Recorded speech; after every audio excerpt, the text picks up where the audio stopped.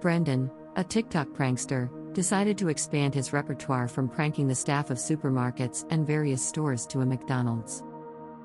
He approaches the cashier with a complaint that his McChicken sandwich contained a frozen chicken patty.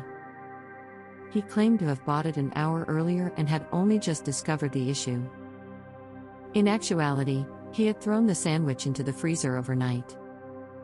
Not wanting to make a fuss with a customer, the cashier brought the manager, who very kindly apologized, exclaimed that it made no sense, and gave him a new, freshly cooked McChicken.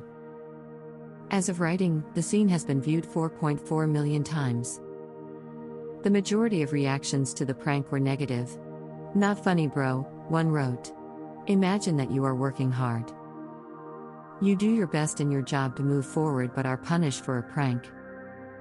First time I didn't like one of your jokes," another agreed.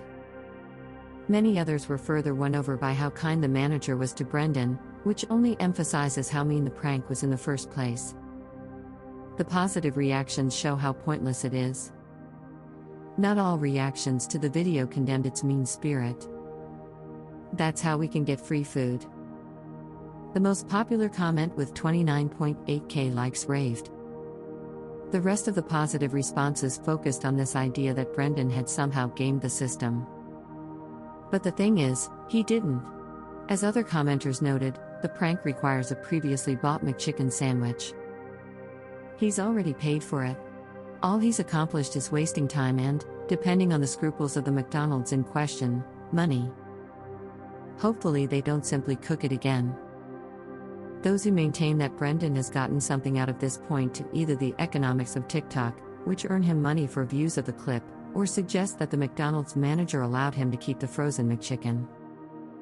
But the biggest issue with this possibility is that the prank occurs a year into a global pandemic, in which there are constant news stories of fast food workers being on the receiving end of customer misbehavior. It has sparked a supposed labor crisis which, as Eater reports, is really just about workers wanting wages to compensate them for their work. The prank just reeks of punching down for no reason other than because one can.